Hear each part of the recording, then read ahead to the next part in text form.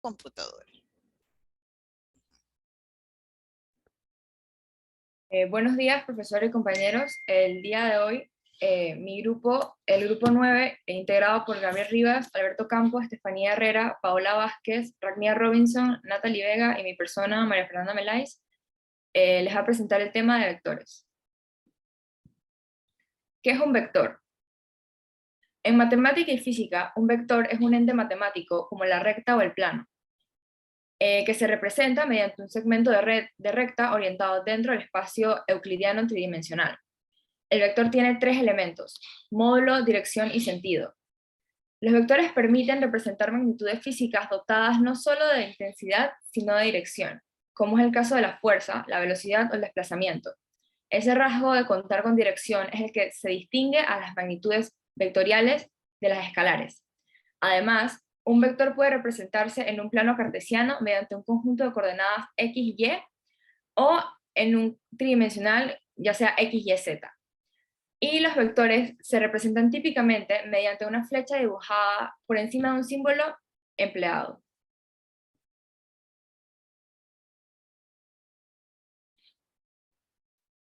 Características de un vector. Los componentes de los vectores que definen sus características son los siguientes: la magnitud, la dirección y el sentido. La magnitud se refiere a la longitud o amplitud del vector o segmento de la recta.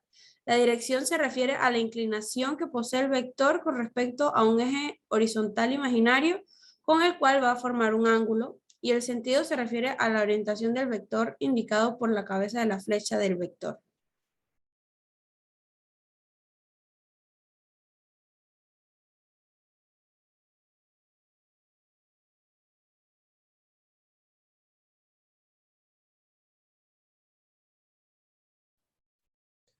¿Qué es una cantidad vectorial? La cantidad de vectorial o vector como lo necesario para especificar tanto la magnitud o módulo es como su dirección con las respectivas unidades, que en este caso es Newton, representada por una N mayúscula, ya que esto representa una fuerza. Y bueno, aquí tenemos un ejemplo donde podemos ver del punto A al punto B y está representado por un vector que es AB. Es decir, que la línea recta al final de la flecha se representa simplemente una línea, perdón, se representa con el nombre AB.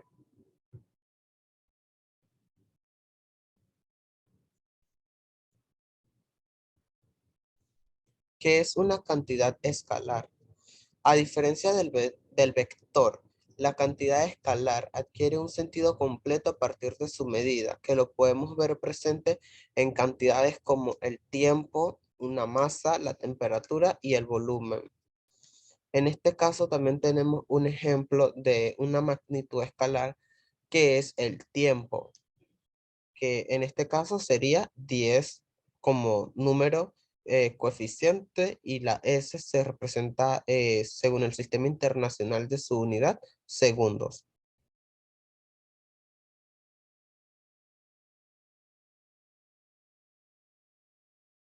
Propiedades de los vectores. La propiedad conmutativa, esta propiedad establece que para el orden de los sumandos no se altera el resultado. Como ejemplo, AB da igual a B más A.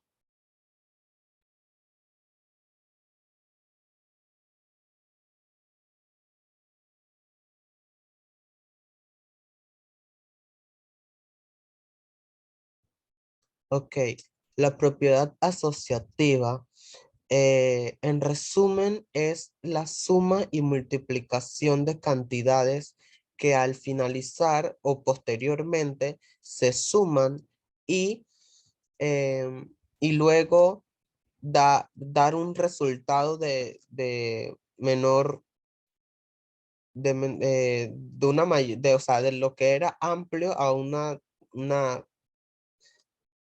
resultado menor, un resultado menor.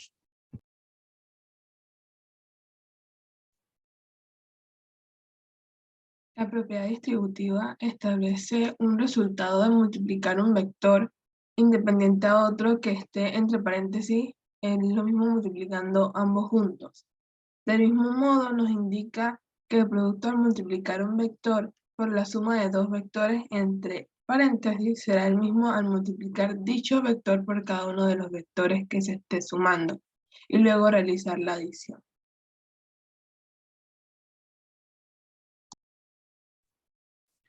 La propiedad del inverso aditivo es la propiedad donde la suma de un vector y su vector opuesto es cero, sean a y menos a dos vectores cualquiera. Por ejemplo, a más menos a es igual a cero. De otra manera, puede decirse que un vector es opuesto a otro cuando cuenta con su misma magnitud, pero aparece a 180 grados. De este modo, el vector no solo es opuesto al otro, sino que también es su negativo. Muchas gracias.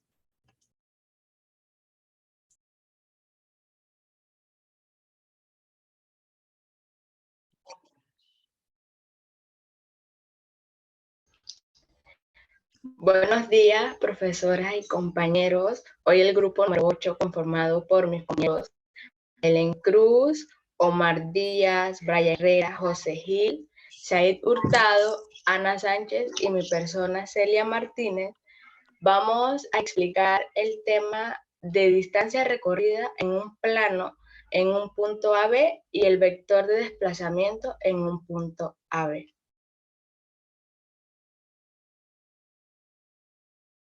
En el lenguaje ordinario, los términos distancia y desplazamiento se utilizan como sinónimos, aunque en realidad tienen un significado diferente. La distancia en matemática y física se refiere a situaciones diferentes, aunque relacionadas entre sí. La distancia. La distancia se refiere a cuánto espacio recorrió un objeto durante su movimiento. Es la cantidad movida. También se dice que es la suma de las distancias recorridas.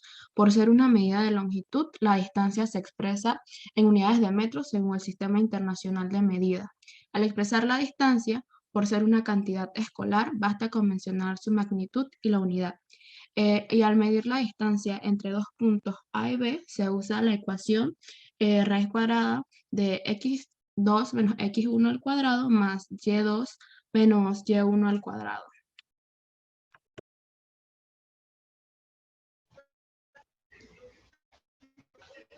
Para definir ilustrativamente lo que es el término de distancia, vamos a utilizar aquí un poco la imaginación en la figura que tenemos presentando. Imaginemos que comenzamos a caminar siguiendo una trayectoria. 8 metros al norte, estando ahí recorremos ahora 12 metros al este y finalmente 8 metros al sur. Luego de la distancia total recorrida será 28 metros en total. El número 28 representa la magnitud de la distancia recorrida. La figura muestra que podemos iniciar un evento y seguir una ruta. Esa ruta es la que hace que recorramos una distancia.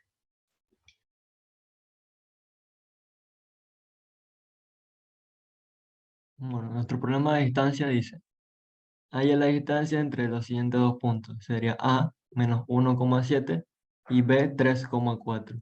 Estos valores se sustituyen en la fórmula y queda raíz 3 menos 1 al cuadrado más 4 menos 7 al cuadrado.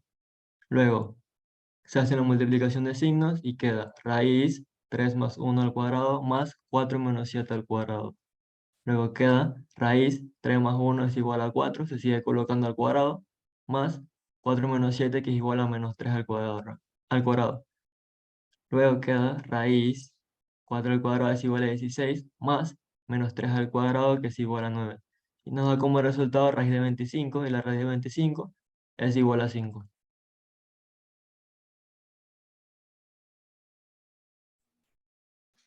Ahora que tenemos un poco más claro el término de distancia, les explicaré el de desplazamiento.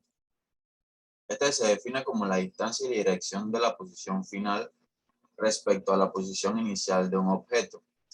En otras palabras, vendría siendo el cambio de posición.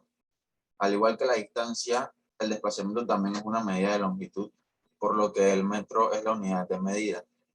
Sin embargo, al expresar el desplazamiento se hace en términos de la magnitud con su respectiva unidad de medida y la dirección. Esto lo hace una cantidad de tipo vectorial. Debemos recordar que los vectores se describen a partir de la magnitud y de la dirección. Para el desplazamiento solo importa el punto de inicio y el punto final.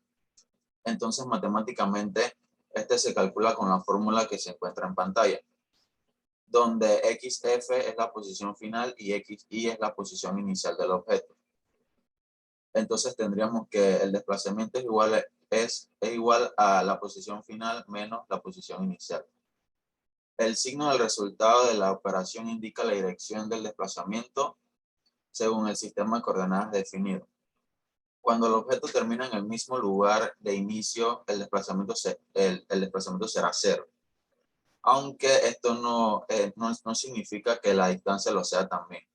A esta trayectoria en la que la posición final e inicial son iguales, se le conoce como un paso cerrado.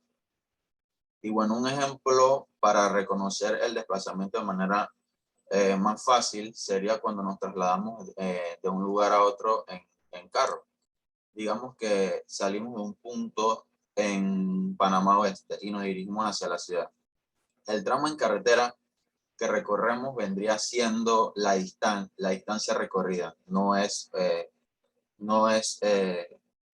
una línea recta, no recorremos la carretera en una línea recta, por decirlo así.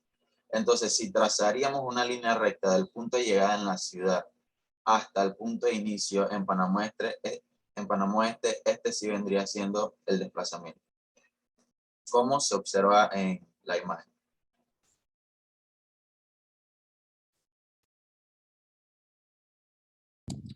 Ok, ahora explicaré el problema 2 de desplazamiento.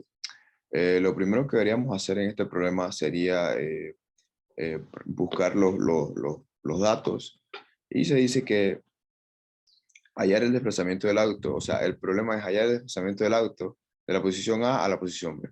Tenemos que la posición inicial, que es A, es de 50 metros, y la posición final es de B, que es de 100 metros. Reemplazando la fórmula que dijo mi compañero Omar, sería que delta de X es igual a posición final menos posición inicial. Reemplazamos valores, que sería 100 metros menos 50, que haría que el desplazamiento final es de 50 metros.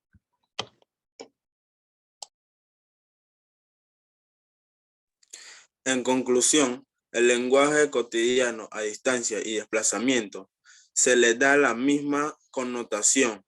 La distancia es la longitud del camino recorrido y el desplazamiento es la longitud que existe en la línea recta desde el punto de inicio y final del movimiento.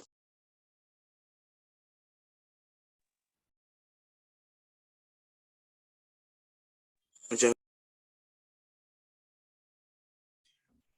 Buen día, profesora y compañeros presentes. Hoy mi grupo le va a presentar la teorema de Pitágoras en suma y resta de vectores. Integrantes: Madeleine Guerra, Jean Gutiérrez, Ana Guevara, Keilin Herrera, Jim Mayrin Martínez, Ángel Ceballos y mi persona, Giovanna Vega.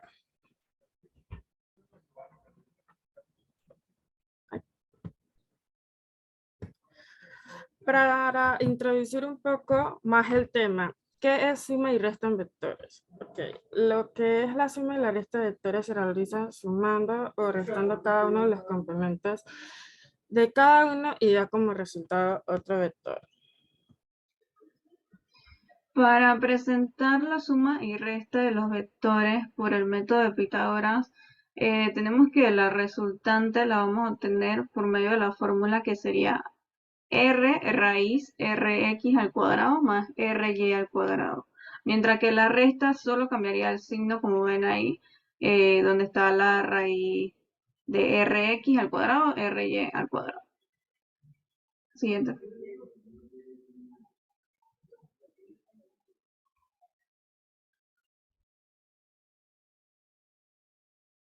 Procedimiento del método de Pitágoras.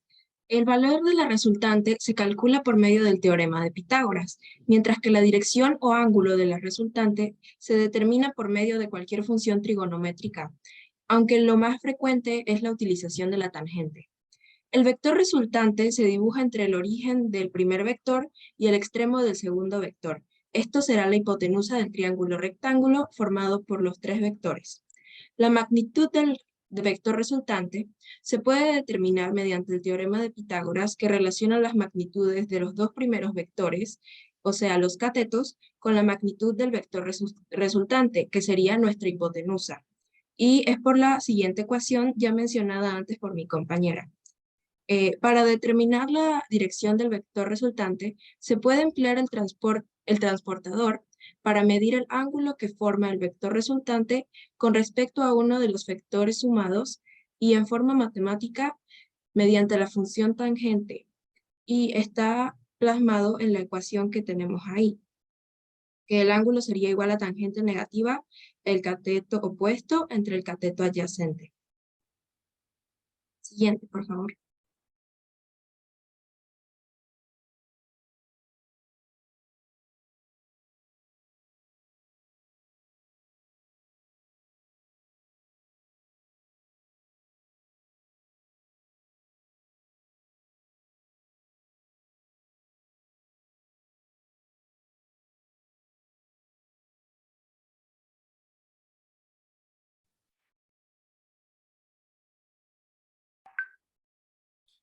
El uso más común que se le da al teorema de Pitágoras es el de la arquitectura y el de la carpintería. Como ejemplo, podemos decir, en un caso hipotético, que conozcamos la altura del techo y conozcamos la longitud que se desea cubrir. Con esta fórmula podríamos calcular la longitud de la pendiente diagonal que necesitamos para este caso. También se usa para cortar las vigas del tamaño adecuado para que se usen de soporte para los techos.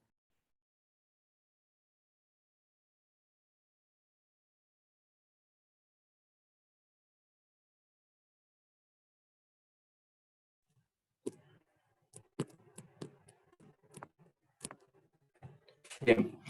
Como siguiente punto tenemos un ejemplo bastante sencillo de cómo utilizar el teorema de Pitágoras.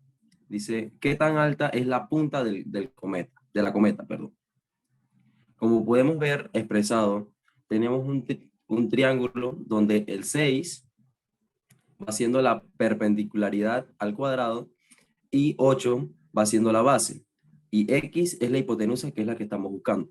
Como pueden ver, aquí está expresado, X es el lado opuesto del ángulo recto, por lo tanto, es la hipotenusa. Ahora, como todos sabemos, el teorema de Pitágoras se expresa de la siguiente forma. Hipotenusa al cuadrado es igual a base al cuadrado más la perpendicularidad al cuadrado.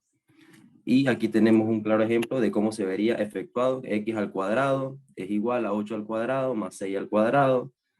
Se hace la ecuación matemática. Y para sacar el X al cuadrado, se pone la raíz y el resultado vendría siendo 10. Por lo tanto, el valor de X es 10.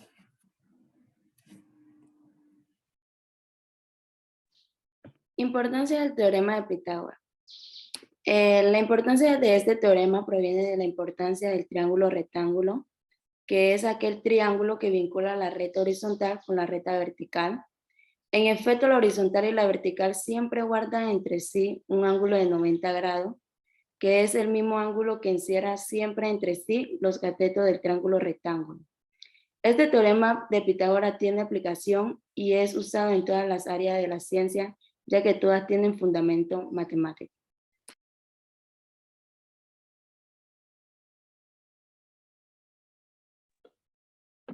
Ejemplo de resta, hallaremos el cateto. La fórmula nos dice que a al cuadrado, que viene siendo nuestro cateto desconocido, es igual a nuestra hipotenusa al cuadrado menos nuestro cateto conocido, que es B2. Primero colocamos el valor de la hipotenusa y del cateto conocido, que viene siendo 2 unidades menos 9 unidades al cuadrado. Lo resolvemos y nos queda en 144 al cuadrado menos 81 al cuadrado. Sacamos la raíz, que nos da a 63 al cuadrado. Si quitamos la raíz del cateto desconocido, que nos da el resultado de 7.9 unidades. Muchas gracias.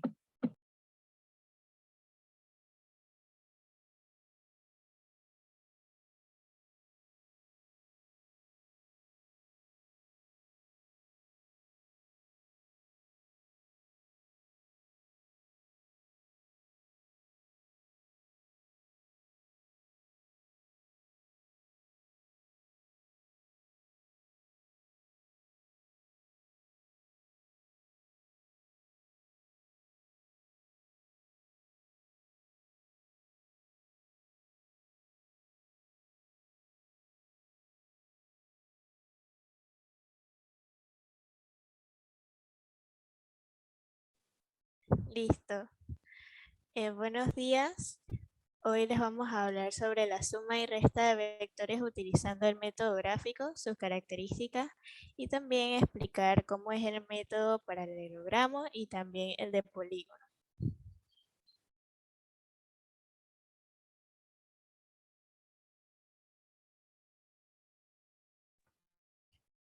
La suma y resta de vectores. La suma y resta de vectores se realiza sumando o restando cada una de las componentes de cada uno y da como resultado otro vector. Sumar dos vectores, lo mismo, tiene que tener la misma cantidad de componentes. Un ejemplo de esto sería el método analítico, el de triángulo y el paralelo.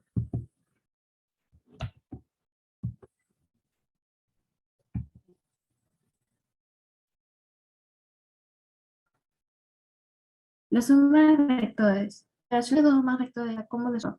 Para realizar la suma de vectores existe un método, ya sea de manera algebraica o mediante el uso de geometría analítica. Un ejemplo sería el método algebraico y un método paralelogramo. Vector de vectores. La operación de resta de dos más vectores da como resultado otro vector. Para realizar la resta de vectores existe un método, ya sea de manera algebraica o mediante el uso de geometría analítica. Por eso sería como ya se dice el método de geometría analítica y el método polígono.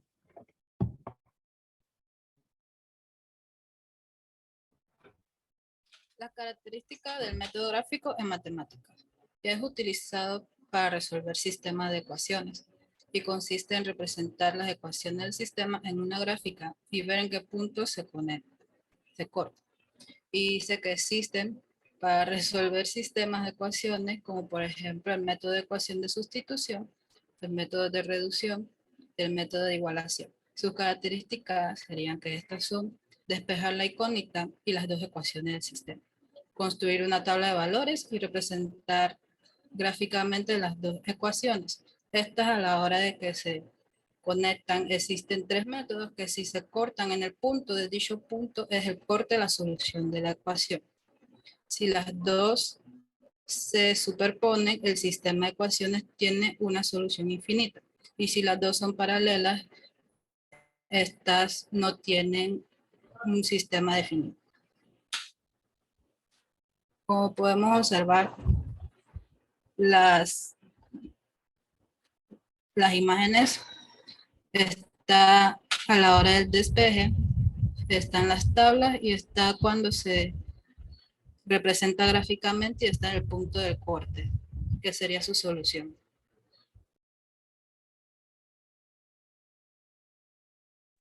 Método gráfico son métodos en los que para determinar el vector suma o resultante se debe trazar la gráfica de los vectores, componente a escala, respetando su dirección, tanto la magnitud como la dirección de la resultante se determina por medición directa en la gráfica.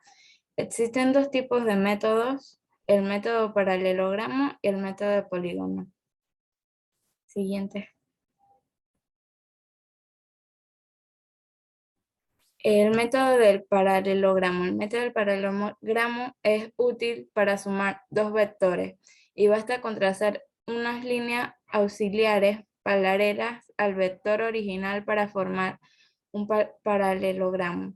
Cada vector original se dibuja a escala formando lados adyacentes a partir de las puntas de flecha que limitan a los vectores originales, trazando líneas paralelas hasta que se intercepten. La resultante será la diagonal que une el punto de la concurrencia de los vectores originales hasta el punto de intersección de las líneas auxiliares, interpretando la longitud con la escala de medidas utilizada.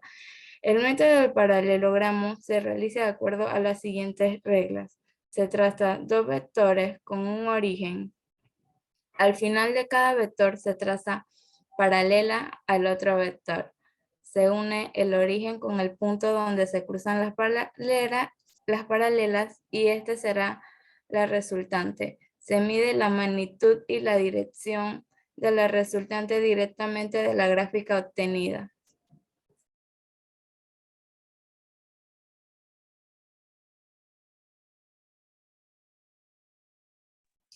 Método de polígono. Es más fácil, eficiente y es más utilizado cuando queremos sumar más de dos vectores.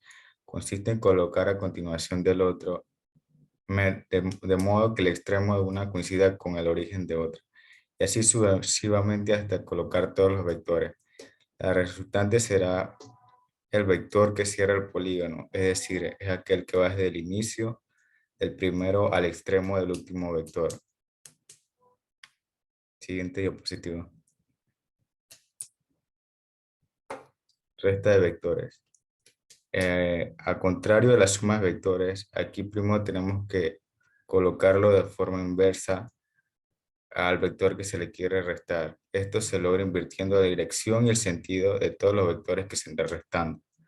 El paso 2 es colocar cada vector opuesto a continuación del vector que no está restando, uno detrás del otro, de manera que el origen de un vector coincida con el extremo de otro vector. Finalmente, el resultado de la resta vectorial es el vector que se obtiene al unir el inicio del primer vector con el último vector.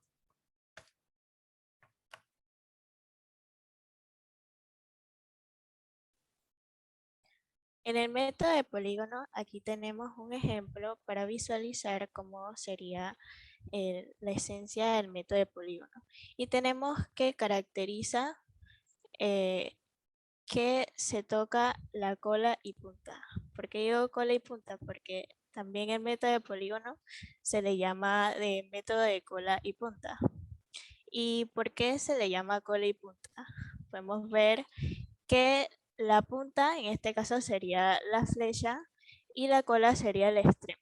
Entonces, el extremo se toca con la punta del otro de seguido. Pero también se caracteriza por la resultante, que en este caso la cola toca, la cola toca el primero y la cabeza del último. Esa sería la resultante. Puedes pasar la diapositiva, por favor.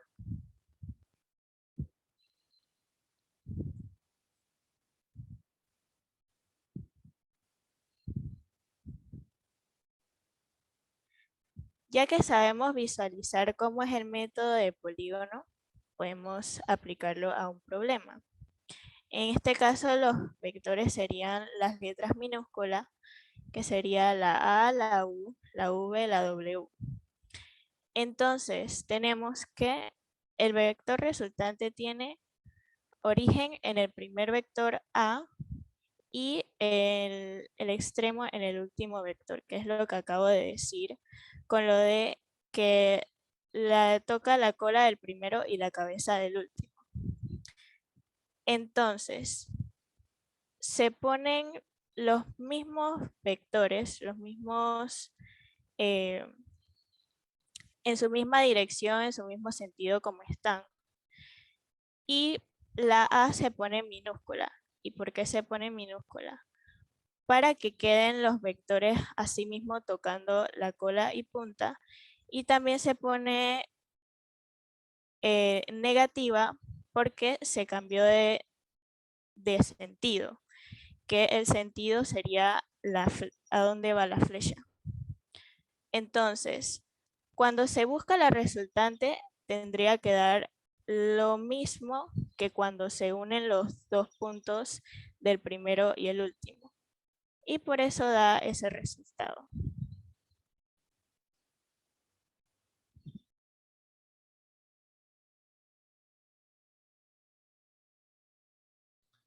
Bueno, método del paralelogramo.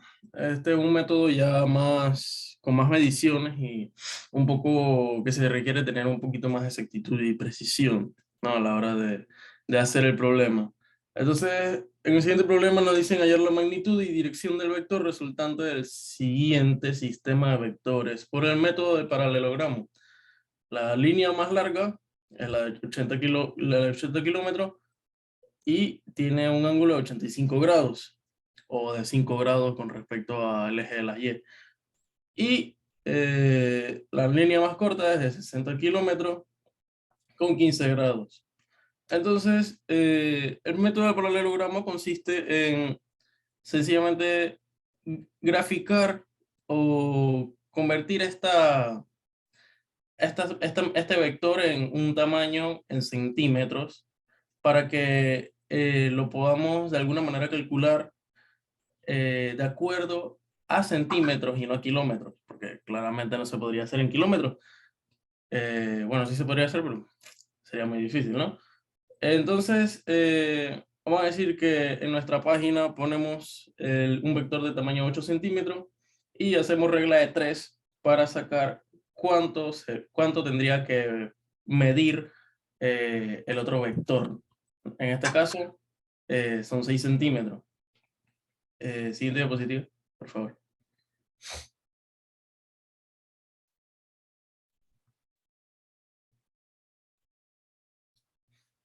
Bueno, y aquí explico un poquito más lo que intento decir. En el lado izquierdo, que es la línea de 80 kilómetros, ahí marco con 8 centímetros una línea. Y el otro vector de 60 kilómetros marco en 6 centímetros otra línea con 15 grados y la otra con 85 grados. Y el método del paralelogramo también consiste en marcar estas mismas dos líneas de forma que se cree un paralelogramo como sale en la imagen. Entonces, sería sencillamente poner el primer vector con la cola en la punta del segundo vector. Y lo mismo, pero con el primer vector. Entonces, ya después, así es como se sacaría la resultante desde el origen, marcando una línea desde el origen hasta el punto en el que se unen los otros dos vectores, entre comillas, imaginarios, por decirlo de alguna manera, para que se creen los paralelogramas, ¿no?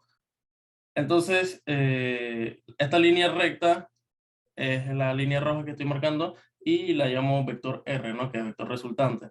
Medimos con la regla cuánto mide esa línea y, bueno, en mi caso me salió 11,6 centímetros. Y con un transportador medimos qué ángulo tiene y también en mi caso fueron 56 grados. Entonces vuelvo a poner esos mismos datos en una tabla para calcular cuánto va a valer el vector resultante. Tengo los 80 kilómetros del primer vector, 8 centímetros, que fue lo que medí con la regla del primer vector, y el vector resultante medí que son 11,6 centímetros. Entonces voy a calcular cuál es el vector resultante real en kilómetros, ¿no? Entonces hago regla de 3 otra vez y nos da resultado como 116 kilómetros. Y la respuesta es vector resultante es igual a 116 kilómetros con 56 grados.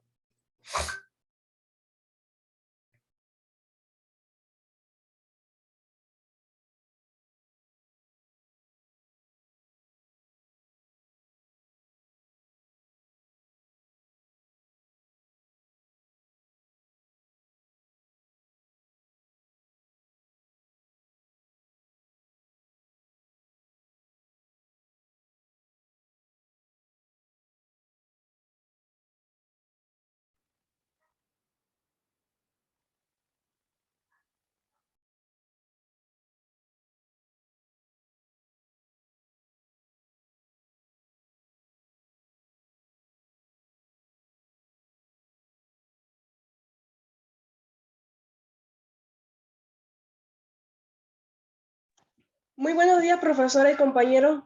Hoy mi grupo presentará sobre los componentes rectangulares de un vector, conformado por Marshall Way, Stephanie Forero, Ariel Vargas, Catherine González y Rolando Velázquez.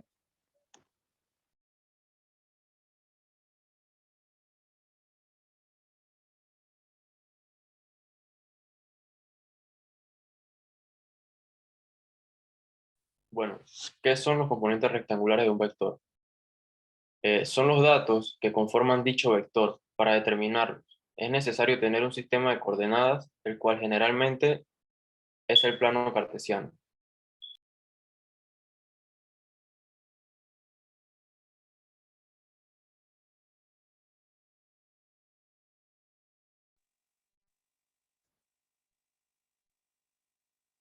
Una vez que se tiene un vector en un sistema de coordenadas, se puede calcular sus componentes. Estas son dos. Un componente horizontal paralelo al eje X, llamado componente en el eje X, y un componente vertical paralelo al eje Y, llamado componente en el eje Y.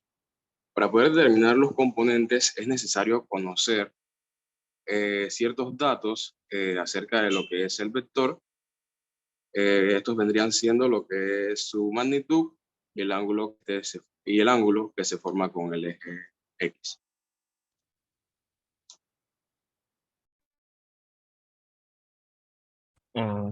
¿Cómo podemos determinar los componentes rectangulares de un vector? Bien, los componentes de un vector son las proyecciones sobre los ejes cartesianos. Por lo tanto, la proyección del vector sobre el eje del componente X y del mismo modo la proyección del vector sobre el eje de las coordenadas. Y para determinar estos componentes se deben conocer ciertas relaciones entre los triángulos rectángulos y las funciones trigonométricas. El seno de un ángulo es igual al cociente entre la medida del cateto opuesto del ángulo y la medida de la hipotenusa. Por otro lado, el coseno de un ángulo es igual al cociente entre la medida del cateto adyacente al ángulo y la medida de la hipotenusa.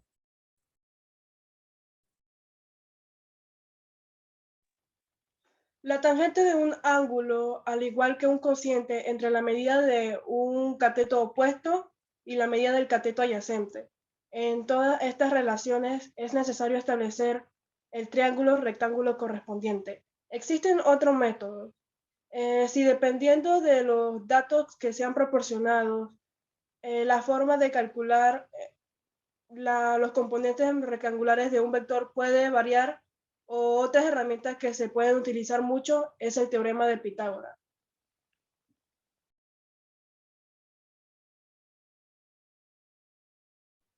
Primer ejercicio. Se sabe que un vector A tiene magnitud igual a 12 y el ángulo que está formado con el eje X tiene una medida de 30 grados. Determine las componentes rectangulares de dicho vector A.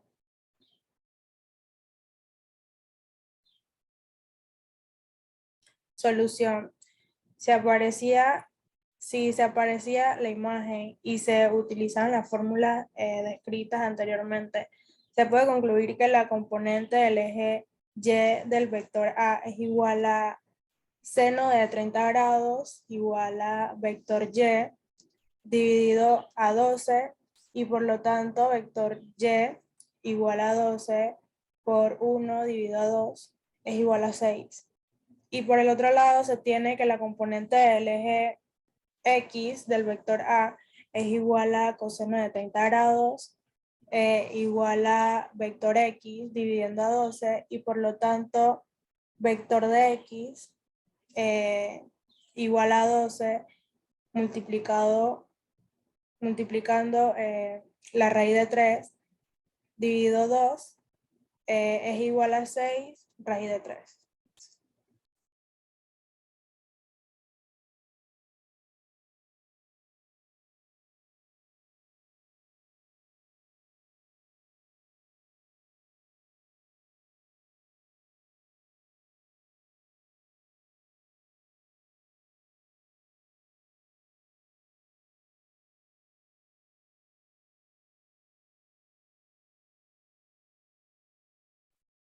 Nuestro compañero Rolando Velázquez.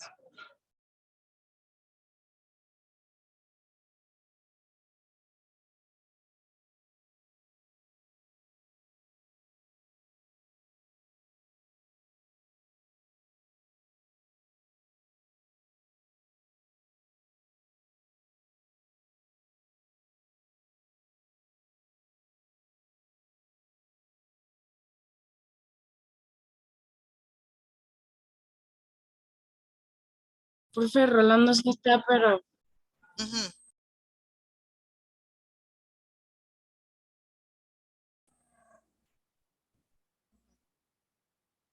El segundo ejercicio.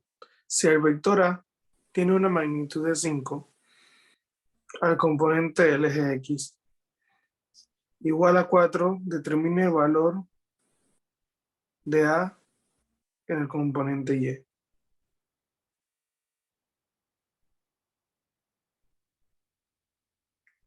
Utilizando el teorema de Pitágoras, se tiene la magnitud del vector A elevado al cuadrado es igual al cuadrado de los componentes del rectángulo. Es decir, M2 es igual a vector X al cuadrado más vector Y al cuadrado. Sustituyendo los valores proporcionados, se tiene que 52 es igual a 4 al cuadrado más vector Y al cuadrado. Por lo tanto, 25 es igual a 16 más el vector Y al cuadrado. Eso implica que el vector Y al cuadrado es igual a 9. En consecuencia, el vector Y es igual a 3.